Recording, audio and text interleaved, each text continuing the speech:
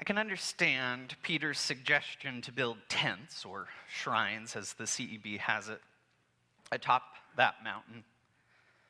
Jesus had taken Peter, James, and John away from all the noise, away from the demands of ministry, to the mountaintop, a thin space where the lines between heaven and earth can be hard to define, where one ends and the other begins. As we trek up this mountain, as we do each year on this Sunday, we too can recognize something special is about to happen here. And it certainly does. The very one who called these three from the boats, the one who said, "Come and follow me," his very appearance changed right in front of their eyes. The human one shines in a way that is well beyond any human capability to make happen. And as he emanates this light, Moses and Elijah join him for a conversation. In this moment, something important is being revealed here. It ties back to the ancient stories of faith, the ancient hopes of God's people, and the desires that they had for God's redemption. I can understand why Peter said, "Lord, it's good that we are here. Let's build a shelter for you three. Let's preserve this moment. Let's stay here a bit longer. We don't need to rush back to all of the busyness of life." And yet Peter couldn't even get the words out of his mouth before the entire scene changes under an overshadowing cloud that settles. And the voice that sounds familiar because we heard it when Jesus was baptized, that voice speaks again. And Peter is no longer in any place to order or plan the next steps of what is to come, as he, with James and John, crumple to the mountaintop ground. They're in awe of what has overshadowed them there. At this moment, when the disciples could no longer look because they were overwhelmed with awe, is the very moment in our gospel lesson that Matthew tells us to look. Look, or pay attention to the God who is beyond our comprehension, the God who is beyond our ability to grasp, beyond our suggestions and our questions. Maybe that is a moment for us to linger. Perhaps maybe this is a place where we could build a tent or a shrine and spend some time here. For on this mountain of transfiguration, we encounter a God who's beyond our grasp. The same God who, if we went back to the ancient stories, called things into being and called them good. The God who called Moses a timid, shy man, so that God could create a new kind of people through him.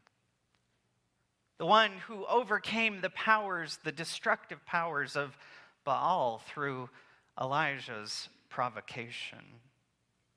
The God of whom we sang, immortal, invisible, God only wise. The God of whom the psalmist declared, "The Lord reigns, let the people tremble. Holy is the Lord, holy is the Lord. Surely the Lord our God is holy." I need to hear that message. I fear in my own life and in the midst of our faith communities that we can lose sight of God's holiness, God's overwhelming otherness from us. Does God still leave us in awe? Or is God an afterthought? A helpful tool that we might pull out in times of trouble or need? I'm reminded of Job's response when addressing the Holy One. "I know that you can do all things and that no purpose of yours can be thwarted. I've uttered what I did not understand, things too wonderful for me that I did not know." But here on the Mount of Transfiguration, God spoke, and it was something that the disciples could understand. The voice from the cloud said, "This is my Son, the one I love. I'm pleased with him. Listen to what he has to say to you." And in this moment of deep love between God and Christ, in the moment of overwhelming awe, the most human thing happens. Jesus speaks to them, saying, "Get up. Don't be afraid." And while he speaks, as Lana shared so nicely, he offers the comforting touch. Isn't that interesting? In this most divine, otherworldly kind of moment, Jesus offers them comfort through the very means that any one of us could have at our disposal. How many times have you been overwhelmed in this life by terrible news or something so good that you didn't know how to process it, and you found there was someone there that you trust who offered a gentle word and a calming touch? In the moment, you were allowed to lift your head up. I wonder how many times that you have offered that same kind of grace to someone else. It's no wonder, with the comforting touch and words of Jesus, that the disciples were able to do exactly that. They were able to raise their eyes from their hidden place seeking protection. And as they did this, none of the lights or the ancient visitors or the overshadowing cloud were to be found. All that remained was the one who comforted them. Oh, I want to stay on this mountain for a while. Of course, we know this is only a brief stopping point, a glimpse of those things that are still to come. Only a glimpse, but it is indeed a timely one. For this week, on Wednesday, we will begin the season of Lent. It's a time in the church calendar that drops us right into the midst of the great mysteries and the paradox of our faith. In this season, we will encounter moments of glory, transfiguration as we find on this mountain, movement toward the joy and the hope of resurrection. And yet, the way that we get there is through a lonesome Lenten valley. We know, and as we will remember on Wednesday, that is a path made out of dust and ash, and it is the hard way. But all of it matters. The hope, the love, the paradox, the agony, the mystery of it all.